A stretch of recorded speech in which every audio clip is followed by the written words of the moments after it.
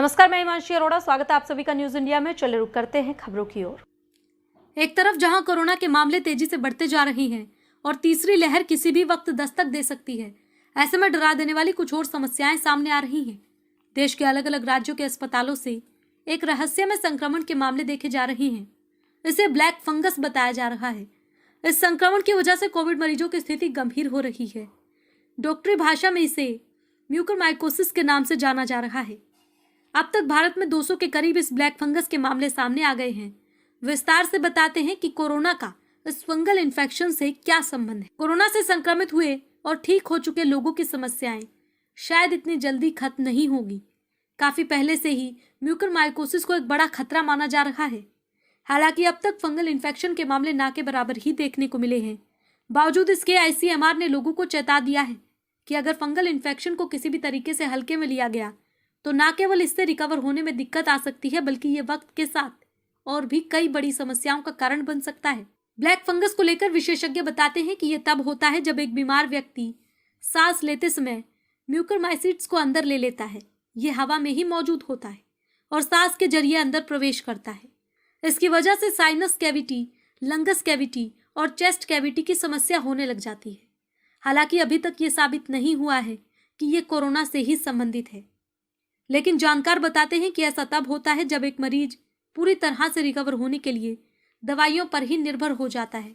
ऐसे में उन लोगों के लिए ये अधिक खतरनाक हो सकता है जो पहले से ही मधुमेह या किसी अन्य बीमारी से पीड़ित हों। लक्षण: अगर आपको फंगल इन्फेक्शन हो गया है तो इसकी वजह से आपको गाल की हड्डी में दर्द हो सकता है। ये एक तरफ या दोनों तरफ हो सकता है। ये फंगल इन्फेक्शन के शुरुआती लक्षण हैं। बाद में इस इन्फेक्शन की वजह से कई चेहरे पर घाव भी बन सकते हैं। इसके अलावा कई स्किन से संबंधित दूसरी समस्याओं को भी ये इन्फेक्शन जन्म दे सकता है। इस इन्फेक्शन का आंखों पर भी असर पड़ रहा है।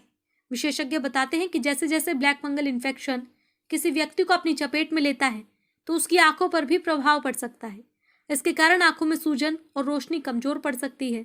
इसके अलावा आंखों का लाल होना भी फंगल इन्फेक्शन के मुख्य लक्षणों में से एक है। जानकारी के अनुसार ब्लैक फंगस कोविड-19 के बाद हो रहा है।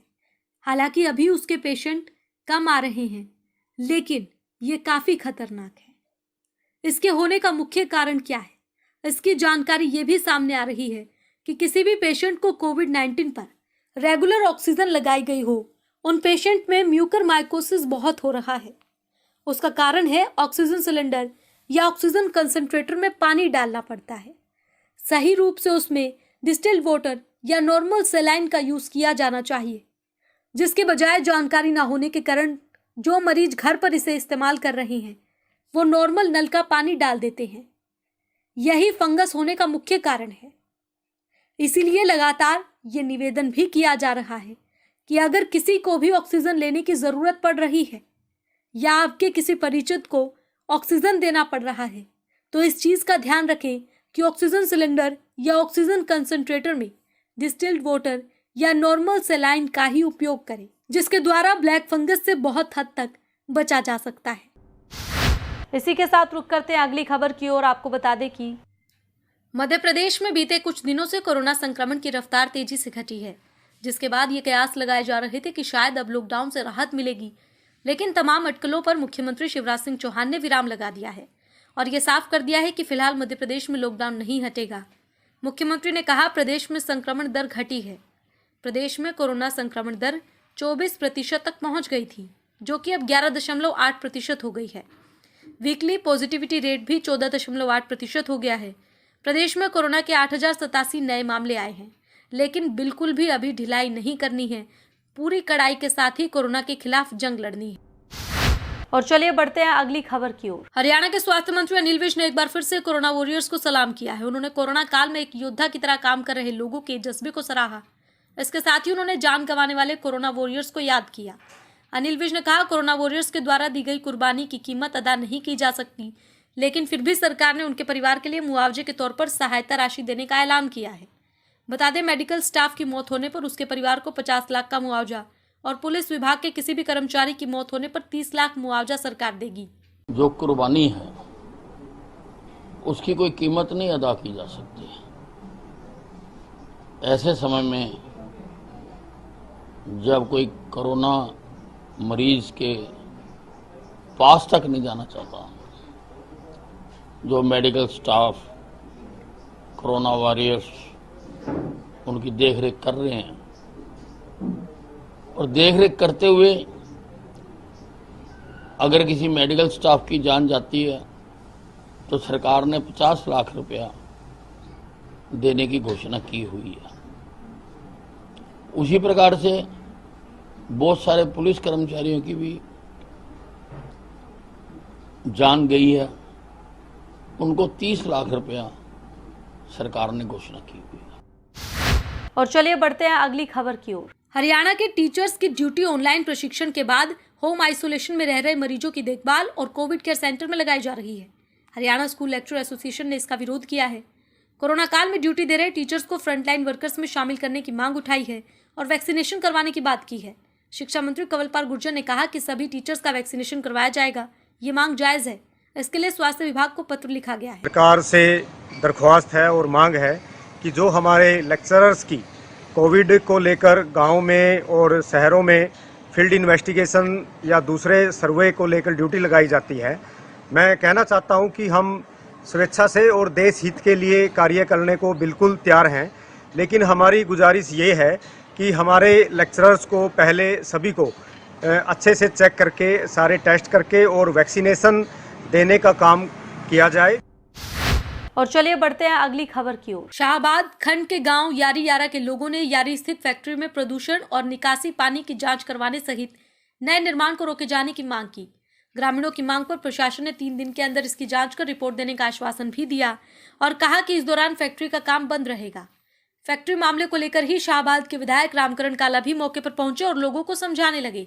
वहीं इस दौरान भाकियू के प्रेस प्रवक्ता राकेश बैंस, जसबीर सिंह, मामू माशा, पवन बैंस और पंकज हबाना सहित कई किसान नेता मौके पर पहुंच गए और विधायक रामकरण काला का विरोध करा और नारेबाजी की। किसान नेताओं ने विधायक रामकरण काला की गाड़ी का रास्ता रोक दिया। थाना प्रभारी प्रतीक कुमार और पुलिस ने मशक्कत के साथ गाड़ी को निकाला। इसी के साथ रुक करते हैं अगली खबर की ओर। आपको बता दें कि जींद में लॉकडाउन के दौरान शराब की कालाबाजारी का मामला सामने आया है, जिसके बाद पुलिस ने तुरंत कार्रवाई करते हुए डीटीसी की टीम के साथ मिलकर बियर, देशी और अंग्रेजी शराब की 518 पेटियां बरामद की। पुलिस को सूचना मिली थी कि भिवानी बाईपास के पास अवैध रूप से शराब बेची जा रही है और लॉकडाउन के चलते महंगे दामों पर यह शराब बेची जा रही है, जिसके बाद पुलिस ने कार्रवाई करते हुए सभी पेटियों को अपने कब्जे में लिया। ये पूरी जानकारी सिटी एसएचओ सुनील कुमार ने दी। रात को रोहतक चौकीदार को सूचना मिली कि भाई जो अपना भिवानी बाईपास है उसके पास कोई वही ठेकेदार है और उसने अपना माल स्टॉक कर रखा है अवैध रूप से, और वो है कि वो अपने बेचने की उसमें है चक्कर में, तो इस माल को कोविड-19 लॉकडाउन के दौरान जैसे बेचा जा सके महंगे रेटों पर। तो जिस सूचना को सच्ची मानकर इस सूचना से मैंने चौकीदार से बोला कि भाई तो अपना डीटीओ से बात कर, डीटीसी को अपना अवगत करा। फिर डीटीसी हमने अपना ईटीओ साहब को भेजा हुआ मौके पर, और उसके बाद जी देखा तो अपनी 42 पेटी अपना बियर की और 287 पेटी देसी की और 184 पेटी इंग्लिश की बरामद हुई। इस वक्त की खबर रोहतक से आ रही है। बता दें कि जहां एक और पूरा देश कोरोना की महामारी से जूझ रहा है, वहीं रोहतक की पुरानी सब्जी मंडी में फल और सब्जी की रेडी लगाने वाले लोग बाज नहीं आ रहे हैं। जिला प्रशासन बार बार 2 गज की दूरी, मास्क जरूरी की अपील कर रहा है, लेकिन फिर भी फल और सब्जी बेचने वाले लोग बिना मास्क के ही सब्जी बेचते हुए नजर आए हैं। कुछ रेडी वाले मेन रोड पर भी रेडियां लगा रही हैं, जिसकी वजह से वहां भीड़ हो रही है। ये तस्वीरें पुरानी सब्जी मंडी की है, जहां प्रधान बिट्टू टक्कर ने खाली पड़ी खुली जगह में रेडियां लगाने की अनुमति प्रशासन से दिलवाई, लेकिन लोग यहां ना तो नियम मान रहे हैं, ना ही सोशल डिस्टेंसिंग का पालन कर रहे हैं। वहीं ऐसे में कुछ दुकानदारों का कहना है कि जिला प्रशासन यहां पुलिस कर्मचारियों की ड्यूटी तैनात करे और बिना सोशल डिस्टेंसिंग का पालन करने वाले रेडी वालों के चालान काटे। समस्या ये है जी, हम यहाँ रेडी लगाने वाले दुकानदार हैं, दुकानें हमारी, लेकिन हम यहाँ रेडी लगा रहे। प्रशासन ने हमें मंजूरी दी प्रधान के कहने से कि भाई आप मंडी में लगा लो। हम मंडी में लगा रहे हैं, हम डिस्टेंस में लगा रहे हैं, लेकिन हमारे कुछ भाई मानते नहीं हैं। तो मेरी प्रशासन से रिक्वेस्ट है कि सुबह से 7 बजे से 11 बजे तक 2 कर्मचारी जो भी डिपार्टमेंट के वो यहाँ लगाए जाएं, जो नहीं मानता उसका चालान कर दिया जाए। मास्क डाल के नहीं बैठा होगा तो प्रशासन उसका चालान काटे। हमने दुकानदारों को भी बिल्कुल आग्रह किया था, दुकानदारों ने इस बात को माना भी है, उन्होंने भी हमारा पूरा भरपूर सहयोग दिया है। अब रही फड़ी वालों की और रेडी वालों की बात, उनमें से कुछ जो उनके व्यापारी भाई हैं फल वालों और रेडी वालों के, उन्होंने ही खुद कहना शुरू कर दिया है कि कुछ साथी उनके मान नहीं रहे हैं। हम बाबूजी इस बात को समर्थन करते हैं, प्रशासन का पूरा प्रार्थना करते हैं कि परसों से कल तो छुट्टी है, रविवार का दिन है, परसों से जो भी बिना मास्क के वहां पर बैठा हो उसका चालान काटे। इसी के साथ रुक करते हैं अगली खबर की ओर। आपको बता दें कि फतेहाबाद में स्पा सेंटर के नाम पर चल रही संदिग्ध गतिविधियों की सूचना मिलने पर पुलिस ने छापेमारी की और स्पा सेंटर से 5 महिलाओं सहित 8 लोगों को हिरासत में लिया। पुलिस का दावा है कि 5 महिलाओं में स्पा सेंटर की संचालिका भी शामिल है। मामला फतेहाबाद के हुड्डा सेक्टर 3 का है। इस बारे में पुलिस को गुप्त सूचना मिली थी। पुलिस को बताया गया था कि लॉकडाउन की वजह से जब सब कुछ बंद है तो वहीं हुड्डा सेक्टर 3 में एक स्पा सेंटर अवैध रूप से चलाया जा रहा है। सूचना देने वाले ने यह संकेत भी दिया था कि स्पा सेंटर में जिस्म फिरोशी का धंधा चल रहा है। सूचना के बाद पुलिस तुरंत हरकत में आई। शहर थाना प्रभारी और महिला थाना पुलिस ने संयुक्त रूप से कार्रवाई करते हुए स्पा सेंटर पर छापा मारा। फिलहाल इस बुलेटिन में इतना ही। बाकी की तमाम खबरों के लिए आप देखते रहे न्यूज़ इंडिया। नमस्कार।